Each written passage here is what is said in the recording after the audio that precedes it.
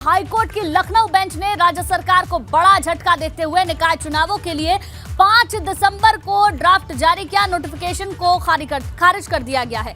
इसके साथ ही न्यायालय ने राज्य सरकार को निकाय चुनावों को बिना ओबीसी आरक्षण के ही कराने के आदेश दे दिए हैं। न्यायमूर्ति देवेंद्र कुमार उपाध्याय और न्यायमूर्ति सौरभ लवानिया की खंडपीठ ने इस मुद्दे पर दाखिल 93 याचिकाओं पर को एक साथ पारित किया है। ये बड़ी खबर आपको बता दें। और इसी बीच एक और बड़ी खबर, नगर विकास विभाग अभी हाईकोर्ट के फैसले का अध्ययन करेगा। नगर विकास विभाग मामले में लीगल ओपिनियन लेगा। कानूनी विशेषज्ञों से सलाह के बाद भी तय करेंगे आगे की रणनीति क्या रहने वाली है। बड़ी खबर आपको बता दें, नगर निकाय विभाग अभी हाईकोर्ट के फैसले का अध्ययन करेगा, जिसके बाद लीगल ओपिनियन ली जाएगी, कानूनी विशेषज्ञों से सलाह की जाएगी और आगे की रणनीति क्या होगी इस पर विचार किया जाएगा। बड़ी खबर आपको बता दें, नगर विकास विभाग अभी हाईकोर्ट के इस फैसले का अध्ययन करेगा। तो यूपी में निकाय चुनाव का रास्ता साफ हो गया है, लेकिन सरकार के लिए बड़ा झटका है क्योंकि कोर्ट की ओर से कह दिया गया है कि बिना ओबीसी आरक्षण के ही निकाय चुनाव को करा लिया जाए। अब क्या सरकार का रुख होता है, ये देखने वाली बात होगी। क्या निकाय चुनाव अब आगे होते हैं या फिर सुप्रीम कोर्ट का रुख सरकार की ओर से किया जा सकता है, ये देखने वाली बात होगी। लेकिन बड़ी खबर, नगर विकास विभाग अभी हाईकोर्ट के इस फैसले का अध्ययन करेगा। नगर विकास विभाग मामले में लीगल ओपिनियन भी लेगा। कानूनी विशेषज्ञों से सलाह के बाद ही आगे की रणनीति तय की जाएगी।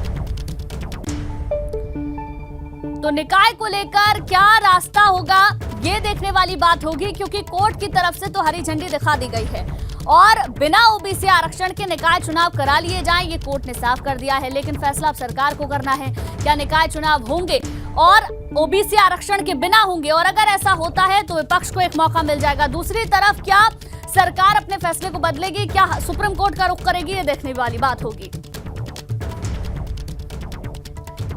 और चलिए विवेक हमारे संवाददाता ज्यादा जानकारी के साथ हमारे साथ लाइव जुड़ गए हैं, उनसे एक दाव पेच को समझने की कोशिश करेंगे। विवेक, जरा समझाएं, जो कोर्ट का फैसला आया है उस कोर्ट के फैसले को अगर सरकार मान लेती है तो कहीं ना कहीं सरकार के लिए ये बड़ा झटका हो सकता है। ओबीसी आरक्षण के मुद्दे को ऐसे ही नहीं छोड़ा जा सकता, विपक्ष को एक मुद्दा मिल जाएगा। और अगर चुनाव नहीं करवाने हैं तो सुप्रीम कोर्ट का रुख सरकार करेगी।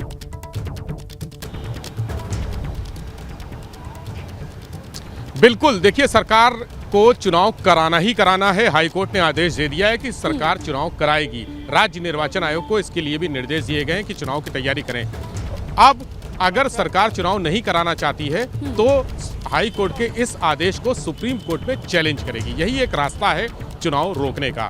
यानी अब कोई रास्ता नहीं है राज्य सरकार के पास, या तो वो ओबीसी आरक्षण के बगैर सामान्य सीटें घोषित करते हुए जो पिछली जो उन्होंने व्यवस्था दी थी और ये कहा था कि ओबीसी आरक्षण पर जहां जहां भी आरक्षण दिया गया था वो सारी सीटों को सामान्य करा के उनको चुनाव कराना पड़ेगा। अगर सरकार इस फैसले के खिलाफ जाएगी तो सुप्रीम कोर्ट जाएगी। यानी सरकार को दो चीज़ों में से एक चीज़ राज्य सरकार को चुननी पड़ेगी, चुनाव या ओबीसी वोट बैंक। हमारे साथ जो अधिवक्ता हैं शरद पाठक, वो भी बाहर निकल आए हैं, उनसे भी लंबी बातचीत हुई। उन्होंने साफ कर दिया है कि निकाय चुनाव की जो कमेटी गठित करने की बात कही है, कमीशन गठित करने की बात कही गई है, ट्रिपल टेस्ट कराने की बात कही गई है, कोर्ट ने अपने फैसले में इसका जिक्र किया है, वो अगले चुनाव के लिए है, इस चुनाव के लिए नहीं है। इस चुनाव में तो सरकार को समयबद्ध तरीके से चुनाव कराना ही है। यानी ये प्रक्रिया अब मार्च अप्रैल तक नहीं जाएगी। अगर कमीशन गठित करने की बात कही होती कि इसी चुनाव में गठित किया जाए तो निश्चित तौर पे ये मार्च अप्रैल तक चल सकता था, लेकिन कोर्ट ने स्पष्ट कर दिया है कि चुनाव ओबीसी आरक्षण के बगैर होगा। अगर सरकार कराना चाहती है तो ठीक है, नहीं तो सरकार के पास एक ऑप्शन खुला हुआ है, इस आदेश के खिलाफ सुप्रीम कोर्ट जाएंगे, फिर वो प्रक्रिया और लंबी चली जाएगी, यानी और लटकेगी। इसमें निश्चित तौर पे अगर सरकार ऐसा करती है तो एक तरह से सरकार पर विपक्ष बड़ा हमला करेगा, सवाल भी उठाएगा। जिस तरह से अभी अखिलेश यादव बोल रहे हैं, समाजवादी पार्टी के तमाम बड़े नेता बोल रहे हैं। समाजवादी पार्टी ने एक ट्वीट भी किया कि सरकार ओबीसी को यूज़ कर रही है, इस्तेमाल कर रही है और लोगों को समझना चाहिए, इस पिछड़े वर्ग को समझना चाहिए कि भाजपा की असली नीयत क्या है। ऐसा उन्होंने एक अपना ट्वीट किया है। तो अब ये बड़ा मुद्दा हो गया है राज्य सरकार के लिए। एक तरह से सांप छछूंदर की स्थिति हो गई है कि अगर चुनाव कराएंगे तो ओबीसी आरक्षण के बगैर कराना पड़ेगा, सामान्य सीटें घोषित करनी पड़ेंगी, और अगर नहीं कराने का मन है तो सुप्रीम कोर्ट जाएंगे। दूसरी तरफ नगर विकास विभाग ने तैयारी भी शुरू कर दी है। जो 88 पेज का आज ऑर्डर दिया है कोर्ट ने, उसको लेकर उसकी समीक्षा करने के लिए तमाम जो कानून के विशेषज्ञ हैं उनके साथ बैठक होगी। उस समीक्षा में क्या निकलेगा कि आगे कैसे कदम बढ़ाने हैं। सरकार का एक हिस्सा है अपना दल, सोनेलाल पटेल का जो दल है अपना दल एस, उसके मंत्री हैं आशीष पटेल, उन्होंने कह दिया है कि हम तो सुप्रीम कोर्ट जाएंगे इस आदेश के खिलाफ। बहुत सारी चीज़ें चल रही हैं, इसको लेकर शाम को मुख्यमंत्री की बैठक भी होगी, वो तय करेंगे कि क्या अगला कदम होगा। तो कोर्ट का आदेश तो बहुत नीट एंड क्लियर है, क्रिस्टल क्लियर है कि सरकार को चुनाव कराने ही कराने हैं। तो अधिवक्ता जी हमारे साथ हैं, एक बार इन्हीं से बात कर लेते हैं। सर ये बताइए कि कोर्ट का ऑर्डर क्या है और क्या प्रक्रिया दी? माननीय न्यायालय ने अपने निर्णय में सबसे पहले तो जो अन्य पिछड़ा वर्ग को आरक्षण दिया गया था 5 दिसंबर 2022 के नोटिफिकेशन में, उसे निरस्त कर दिया। ये कहा कि चूंकि ट्रिपल टेस्ट की कार्रवाई नहीं हुई है, ये राज्य सरकार की तरफ से जो व्यवस्था दी गई, हाँ, दरअसल है क्या कि आरक्षण के लिए राज्य सरकार को सीटें डिटरमिन करनी होती हैं। वो सीटें डिटरमिन करके वो राज्य निर्वाचन आयोग के पास भेजता है और राज्य निर्वाचन आयोग फिर चुनाव कराता है। तो ये प्रक्रिया अभी इसी स्तर पर थी कि राज्य सरकार सीटों का निर्धारण कर रही थी और इसी स्तर पर इसे चुनौती दे दिया गया। माननीय न्यायालय ने उसे निरस्त कर दिया और निरस्त करने के बाद राज्य सरकार को कहा कि ये जो आप आरक्षण दे रहे हैं, इसको आप ट्रिपल टेस्ट की कार्रवाई करने के बाद ही आप आरक्षण दीजिए अन्य पिछड़ा वर्ग को। इस चुनाव में या इसी चुनाव में नहीं, वो तो ये आरक्षण देने की प्रक्रिया हो गई। और जहाँ तक इस चुनाव की बात है, उसके लिए एक अलग निर्देश माननीय न्यायालय ने राज्य निर्वाचन आयोग को जारी किया है कि आपको चुनाव तत्काल कराना है, आपको इस ट्रिपल टेस्ट की कार्रवाई का इंतजार नहीं करना है, क्योंकि उसमें समय लगेगा। ये 2 मुख्य निर्देश हैं। बाकी ये कहा है कि यदि समय समाप्त हो जाता है तो 3 सदस्यीय समिति कार्य करेगी और उसमें और प्रशासक की जो व्यवस्था है वो गलत है, उसको निरस्त भी कर दे। 31 जनवरी के बाद निकाय का कार्यकाल जब खत्म होगा, अंतिम जो बैठक है, उसके बाद वो प्रशासक की व्यवस्था वो डीएम के अंडर में, प्रशासक की व्यवस्था को निरस्त कर दिया। एक 3 सदस्यीय समिति एक इस जजमेंट में व्यवस्था दी थी, जिसमें जिला अधिकारी और नगर पालिका के एग्जीक्यूटिव ऑफिसर और एक तीसरा सदस्य जिसे डीएम नॉमिनेट करेगा। 3 सदस्यों की समिति एक इंटरिम पीरियड के लिए, अंतरिम समय के लिए कार्य कर सकती है। तो आप इस आदेश को किस तरह से आपके व्याख्या के अनुसार क्या माना जाए? चुनाव इस महीने अगले महीने तक हो जाएगा जनरल? देखिए, चुनाव कराना राज्य निर्वाचन आयोग का कार्य, संवैधानिक संस्था है, स्वायत्त। उसका राज्य सरकार के निर्देशों का उन्हें इंतजार नहीं करना है, वो उनको स्वयं कार्य करना है और वो अपना कार्य करेंगे। ऐसी हमें पूरी उम्मीद है। और जहाँ तक ट्रिपल टेस्ट की कार्रवाई है, वो एक टीडियस काम है, बड़ी एक्सरसाइज है, पूरे प्रदेश बहुत बड़ा है, तो उसमें समय लगेगा। तो मुझे नहीं लगता है कि ट्रिपल टेस्ट के इंतजार में चुनाव रुकेगा। मुझे लगता है चुनाव होगा, अन्य पिछड़ा वर्ग की सीटों को जनरल मान के चुनाव होगा। और ये ट्रिपल टेस्ट की कार्रवाई जब होगी और जब वो आइडेंटिफिकेशन हो जाएगा राजनीतिक पिछड़ापन का, तो आगे आने वाले चुनावों में उसका अन्य पिछड़ा वर्ग को लाभ मिलेगा। अगर राज्य सरकार हाईकोर्ट के आदेश के खिलाफ सुप्रीम कोर्ट जाती है, हाँ, ये उनका विकल्प खुला, वो जा सकते हैं। तो इससे चुनाव टलेंगे? नहीं, चुनाव टलने की कोई बात ऐसी होनी नहीं चाहिए मेरी समझ से। बाकी तो माननीय उच्चतम न्यायालय जो भी उस पर निर्णय करेगा, क्योंकि माननीय उच्चतम न्यायालय ने स्वयं ही तमाम जजमेंट्स में कहा है कि चुनाव आप तत्काल कराइए और अन्य पिछड़ा वर्ग की सीटों को जनरल मान के चुनाव कराइए। उसी के अनुक्रम में यहाँ पे उच्च न्यायालय ने फैसला दिया। लेकिन तो सवाल ये है कि क्या इस तरीके से चुनाव होंगे? जो अधिवक्ता हैं वो कह रहे हैं। ठीक है, लौटूंगी आपके पास विवेक। इसी बीच एक खबर मिल रही है, सपा के महासचिव रामगोपाल यादव ने निकाय चुनाव पर आए फैसले पर ट्वीट किया है। उन्होंने ट्वीट कर यूपी सरकार पर बड़ा हमला बोला है। निकाय चुनाव में ओबीसी का आरक्षण खत्म करने का फैसला दुर्भाग्यपूर्ण है। उत्तर प्रदेश सरकार की साजिश है। तथ्य न्यायालय के समक्ष जानबूझकर प्रस्तुत नहीं किए गए। उत्तर प्रदेश की 60% आबादी को आरक्षण से वंचित किया गया। ओबीसी मंत्रियों के मुंह पर ताले। मौर्य की स्थिति बधुआ मजदूर जैसी, ये ट्वीट रामगोपाल यादव ने किया है। तो अब विपक्ष की तरफ से सरकार पर हमला किया जा रहा है और ये ट्वीट रामगोपाल यादव का। सपा ने भी इस पूरे मामले को लेकर एक ट्वीट किया है। सपा मीडिया सेल की तरफ से ये ट्वीट किया गया। पिछड़ा विरोधी भाजपा का असली चेहरा आज सामने आ गया है। भाजपा यादव विरोधी तो थी ही। भाजपा ने कुर्मी, कोयरी, लोहार, भुर्जी, कश्यप, निषाद, मल्ला, गोंड, धुरिया, नाई, तेली, मौर्य, शाक्य, कुशवाहा समेत सभी अन्य पिछड़ा वर्ग सबको धोखा दिया। समस्त पिछड़ा वर्ग भाजपा की नीयत जान ले। और विवेक हमारे संवाददाता लगातार हमारे साथ बने हुए हैं। विवेक, इस फैसले के बाद जो विपक्ष है वो पूरी तरीके से हमलावर नजर आ रहा है। रामगोपाल यादव ने भी एक ट्वीट किया है जिसमें सीधे तौर पर सरकार पर निशाना साध रहे हैं। सपा के मीडिया सेल की तरफ से भी एक ट्वीट सामने आया है जिसमें वो सीधे तौर पर कह रहे हैं कि यादव विरोधी तो थी ही, लेकिन अब तमाम जातियां गिना दी गई हैं, इनकी भी विरोधी है सरकार।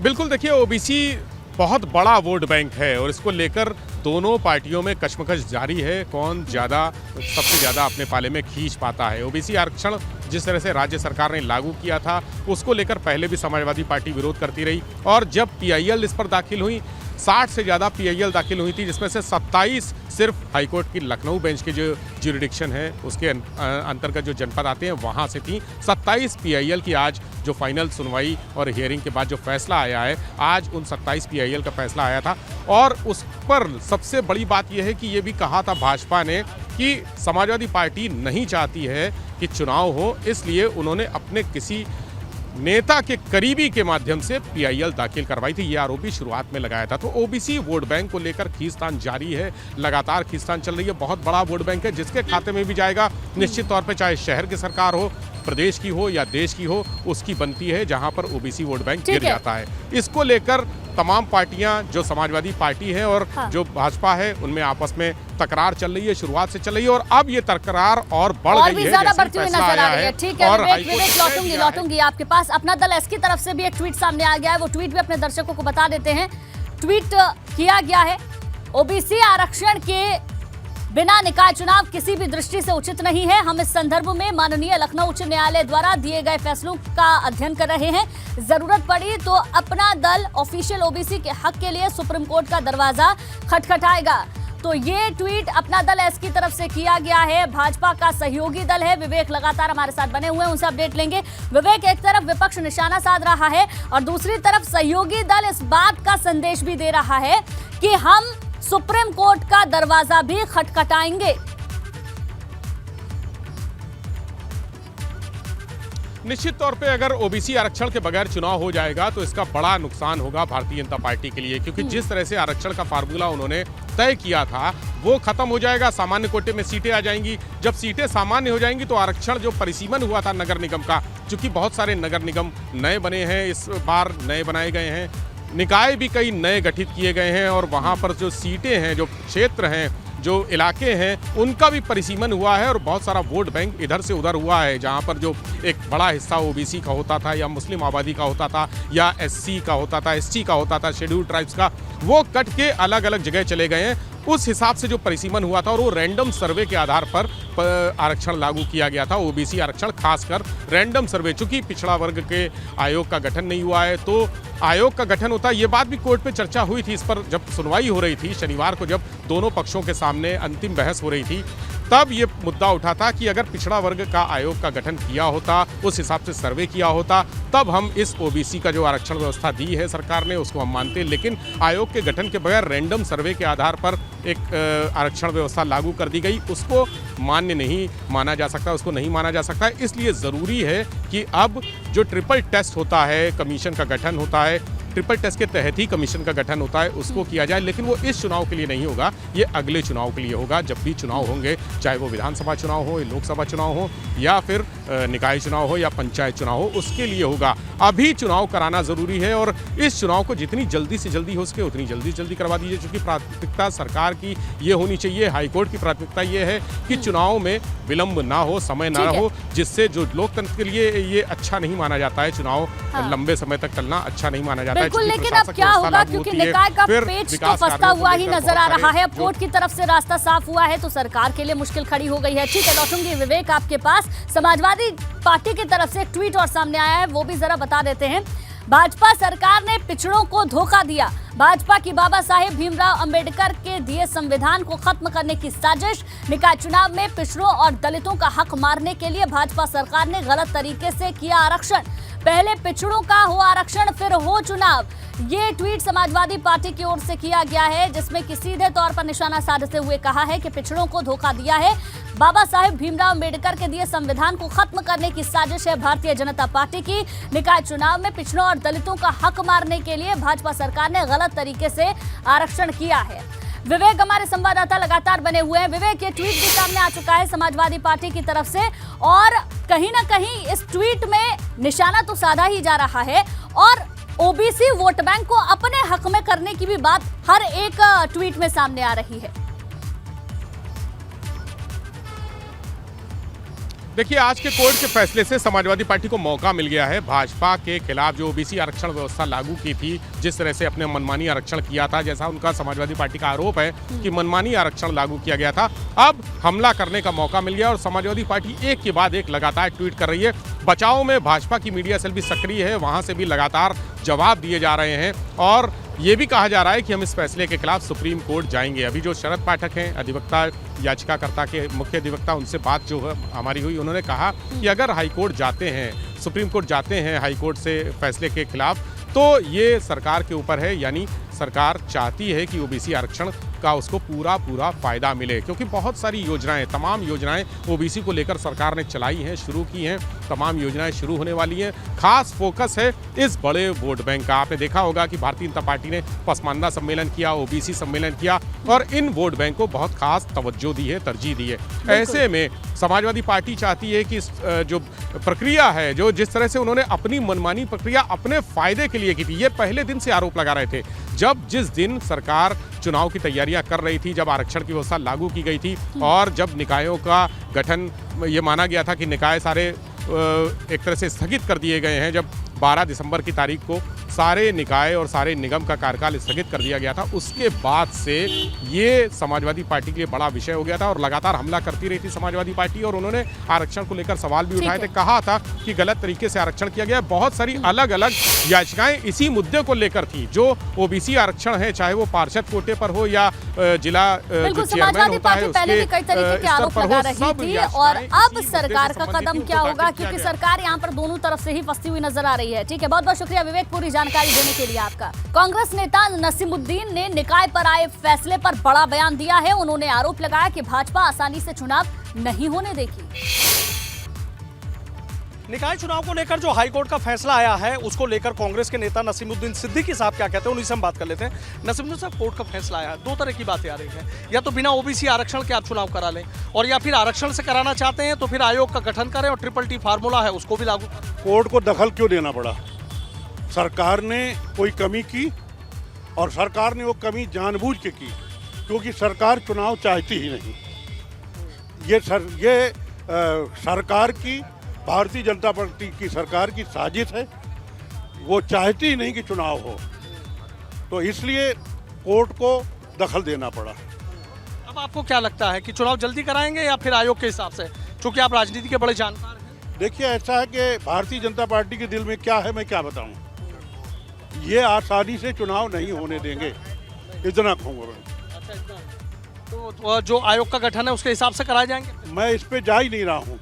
आयोग हो या कोई बहाना हो, आसानी से ये जल्दी चुनाव नहीं होने देंगे भारतीय जनता पार्टी के लोग।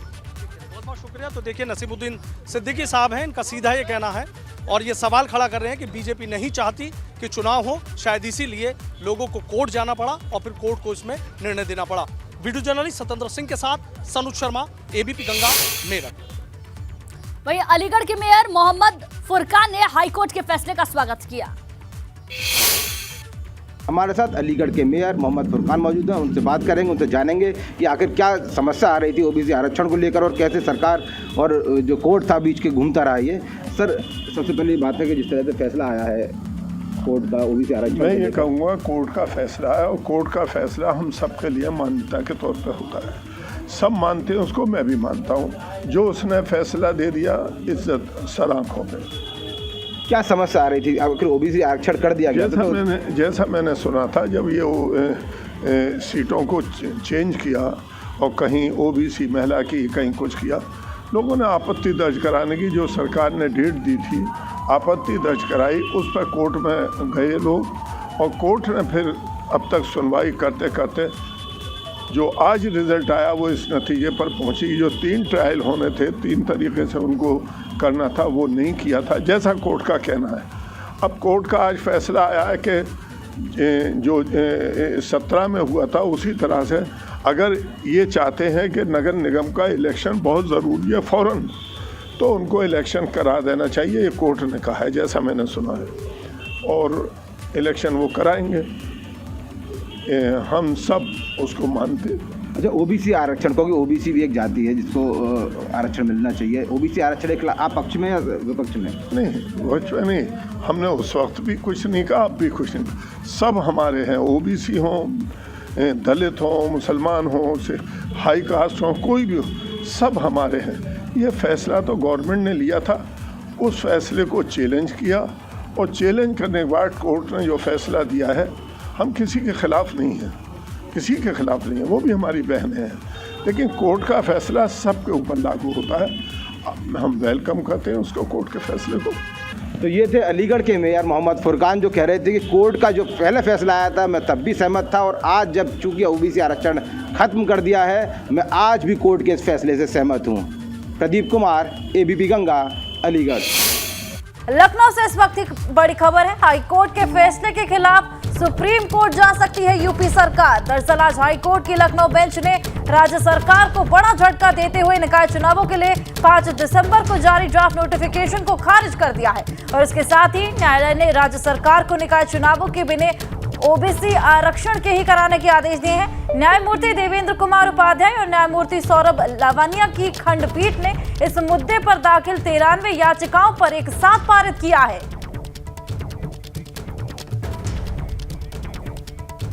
और इसी बीच एक और बड़ी खबर, भाजपा की सहयोगी अपना दल एस का बयान सामने आया। मंत्री आशीष पटेल ने एबीपी गंगा से फोन पर बात की। फैसले के खिलाफ अपना दल एस सुप्रीम कोर्ट जाएगी, ये बात आशीष पटेल की ओर से कही गई है। हाई कोर्ट के फैसले का पार्टी अध्ययन कर रही है, और फोन पर हमारे साथ जुड़ गए हैं आशीष पटेल जी। बहुत बहुत स्वागत आपका आशीष पटेल जी। सबसे पहला सवाल तो मेरा आपसे यही है कि आप इस फैसले को किस तरीके से देखते हैं, और आप किन बिंदुओं पर अभी अध्ययन और करना चाहते हैं? देखिए, माननीय उच्च न्यायालय के फैसले पर मैं टिप्पणी नहीं कर सकता, लेकिन मेरा इस मामले में और पार्टी का बड़ा स्पष्ट मत है कि ये चुनाव ओबीसी आरक्षण के साथ ही होना चाहिए।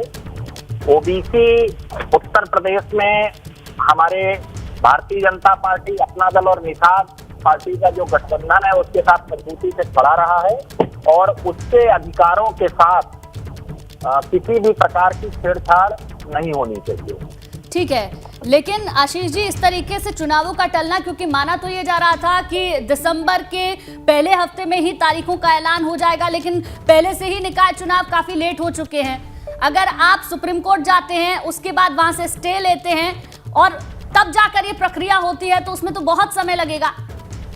देखिए, मैं आपको एक बात स्पष्ट कर दूं, हमारे माननीय प्रधानमंत्री जी, माननीय गृह मंत्री जी और माननीय मुख्यमंत्री जी तीनों ओबीसी के अधिकारों के लिए हमेशा चिंतित रहते हैं और समर्पित रहते हैं, और अभी हमारी पार्टी इस पूरे फैसले का अध्ययन कर रही है। थोड़ा समय दीजिए, मैं भी रास्ते में हूँ, लखनऊ पहुँचने दीजिए, इसके बाद इस पर आगे क्या प्रक्रिया अपनाई जाएगी। मुझे पूरा विश्वास है कि पिछड़े वर्ग का जो एक ये आरक्षण का अधिकार था वो बरकरार रहेगा। बस मैं आज अभी की स्थिति में सिर्फ इतना कह सकता हूँ। ठीक है। एक सवाल और है मेरा आशीष जी आपसे। ओबीसी आरक्षण के फैसले पर अपना दल एस की ओर से ट्वीट भी सामने आया कि सुप्रीम कोर्ट जाने की बात ये अपना दल एस ने कही है, इसका भी जवाब दें। और एक और सवाल है उसके बाद। नहीं, मेरा स्पष्ट मत है, हमारी पार्टी में अभी इस फैसले का अध्ययन कर रही है, फिर जरूरत पड़ने पर जो भी आवश्यक कदम उठाने होंगे उठाए जाएंगे। चलिए ठीक है, एक आखिरी सवाल और है आशीष जी मेरा आपसे। सवाल ये है कि आपने समाजवादी पार्टी के मीडिया सेल, समाजवादी पार्टी के ट्वीट को जरूर देखा होगा। उस ट्वीट में वो सीधे तौर पर आपको कह रहे हैं पिछड़ा विरोधी भाजपा। नहीं, देखिए, इस विषय पे तो मुझे सिर्फ इतना कहना है कि जब माननीय रक्षा मंत्री जब हमारे बीच नहीं है, जब भारत सरकार में रक्षा मंत्री थे, तो उन्होंने कभी इस बात की चिंता नहीं की कि सैनिक स्कूल में पिछड़ों के लिए आरक्षण दिया जाए। मैं उनको पूर्णतया श्रद्धांजलि देते हुए सिर्फ एक विषय समाजवादी पार्टी के साथियों के सामने रखना चाहता हूँ कि आप पिछड़ों के इतने बड़े हितैषी थे, ठीक तो है। ये चीज आपको उस समय क्यों नहीं याद आई? ये काम तो हमारे माननीय प्रधानमंत्री श्री नरेंद्र मोदी जी ने किया है। ठीक है। ठीक है आशीष जी, बहुत बहुत शुक्रिया एबीपी गंगा से बातचीत करने के लिए। इंतजार रहेगा, आप लखनऊ पहुंचिए, बातचीत कीजिए। आज मुख्यमंत्री भी प्रेस कॉन्फ्रेंस करने वाले, क्या कहेंगे देखना होगा। शुक्रिया आपका जुड़ने के लिए। तो हाई कोर्ट के फैसले के खिलाफ सुप्रीम कोर्ट जा सकती है यूपी सरकार। दरअसल आज हाई कोर्ट की लखनऊ बेंच ने राज्य सरकार को बड़ा झटका देते हुए निकाय चुनावों के लिए 5 दिसंबर को जारी ड्राफ्ट नोटिफिकेशन को खारिज कर दिया है और इसके साथ ही न्यायालय ने राज्य सरकार को निकाय चुनावों को बिना ओबीसी आरक्षण के ही कराने के आदेश दिए हैं। बिल्कुल, न्यायमूर्ति देवेंद्र कुमार उपाध्याय और न्यायमूर्ति सौरभ लवानिया की खंडपीठ ने इस मुद्दे पर दाखिल 93 याचिकाओं पर एक साथ पारित किया है। UP bureau chief Viresh Pandey हमारे साथ जुड़ गए हैं। वीरेश जी, ये फैसला अब कहीं ना कहीं भारतीय जनता पार्टी के लिए बहुत कॉम्प्लिकेटेड हो चुका है, क्योंकि पहले से ही निकाय चुनाव में देरी और अब कोर्ट ने साफ कर दिया कि आप बिना ट्रिपल टेस्ट के अगर बिना ओबीसी आरक्षण के चुनाव कराना चाहते हैं तो करा लीजिए, उसमें कोई आपत्ति नहीं है। लेकिन सरकार क्या ऐसा करेगी? देखिए, गेम जो है सरकार के मत्थे चढ़ गई है, गेम उसके पोस्ट में आ गई है और जिस तरीके से विपक्ष लगातार भारतीय जनता पार्टी को पिछड़ा विरोधी, दलित विरोधी करार दे रही है। अखिलेश यादव का ट्वीट आ गया, अभी बसपा का ट्वीट आने वाला है और भारतीय जनता पार्टी के सहयोगी अपना दल एस आशीष पटेल को आपने सुना, दर्शकों ने सुना, जैसा कि वो कह रहे हैं कि हम उच्चतम न्यायालय जाएंगे, सरकार से बात करेंगे। सोर्सेज से एक बड़ी खबर आ रही है कि सरकार जो हाईकोर्ट का फैसला आया है उसका अध्ययन कर रही है। अभी डिप्टी सीएम ब्रजेश पाठक उस पर बयान भी देंगे, लेकिन खबर ये आ रही है कि सरकार उच्चतम न्यायालय यानी सुप्रीम कोर्ट इस मामले में जा सकती है। सोर्सेज से बड़ी खबर आ रही है कि सरकार हाईकोर्ट के फैसले के खिलाफ सुप्रीम कोर्ट जा सकती है। ये बड़ी खबर आ रही है। एबीपी गंगा के दर्शकों को मैं दे दूं कि सरकार के उच्च पदस्थ सोर्सेज से बड़ी खबर आ रही है कि हाईकोर्ट का जो फैसला आया है निकाय चुनाव को लेकर, उसके खिलाफ योगी सरकार सुप्रीम कोर्ट में दस्तक दे सकती है, सुप्रीम कोर्ट का दरवाजा खटखटा सकती है। और सरकार के बड़े सोर्सेज का कहना है कि पिछड़ों के हक का कोई भी हनन नहीं करेगी योगी सरकार, भारतीय जनता पार्टी की सरकार। और जिस तरीके से उनके ऊपर यानी सरकार के ऊपर आक्षेप विपक्ष के द्वारा लगाया जा रहा है कि ये पिछड़ा विरोधी है, दलित विरोधी है, ऐसे में सरकार भी अपने पूरे मामले का अध्ययन कर रही है। बड़ा अपडेट दे रहे हैं वीरेश जी, बड़ा अपडेट दे रहे हैं सूत्रों के हवाले से। सरकार सुप्रीम कोर्ट जा सकती है। लौटूंगी आपके पास, आप बने रहिए हमारे साथ। निकाय चुनाव पर आए फैसले पर अखिलेश यादव का ट्वीट के जरिए एक बयान भी सामने आया, वो बयान भी अपने दर्शकों को बता देते हैं। आज भाजपा ने पिछड़ों के आरक्षण का हक छीना है। अखिलेश ने कहा भाजपा ओबीसी आरक्षण के विषय पर घड़ियाली सहानुभूति दिखा रही है। अखिलेश ने यह भी कहा भाजपा बाबा साहेब द्वारा दिए गए दलितों का आरक्षण भी छीन लेगी। आरक्षण को बचाने की लड़ाई में पिछड़ों व दलितों से सपा का साथ देने की अपील की है। तो इस ट्वीट में कहीं ना कहीं भारतीय जनता पार्टी पर निशाना तो साधा ही है, एक अपील भी कर दी है ओबीसी वोट बैंक से कि वो समाजवादी पार्टी का साथ दे। इस पर रिएक्शन लेंगे, लगातार ब्यूरो चीफ बने हुए हमारे साथ। क्या मायने निकाले वीरेश जी इसके? समाजवादी पार्टी की तरफ से निशाना तो साधा ही जा रहा है, लेकिन अखिलेश का ट्वीट अपने आप में बहुत खास है। चलिए वीरेश जी से फिर से जुड़ने की कोशिश करेंगे। बहरहाल इस ट्वीट को आप देखिए, ट्वीट किया है अखिलेश यादव की ओर से। आज आरक्षण विरोधी भाजपा निकाय चुनाव में ओबीसी आरक्षण के विषय पर घड़ियाली सहानुभूति दिखा रही है। आज भाजपा ने पिछड़ों के आरक्षण का हक छीना है, कल भाजपा बाबा साहब द्वारा दिए गए दलितों का आरक्षण में भी छीन लेगी, ट्वीट किया है। और नीचे लिखा है आरक्षण को बचाने की लड़ाई में पिछड़ों व दलितों से सपा का साथ देने की अपील है।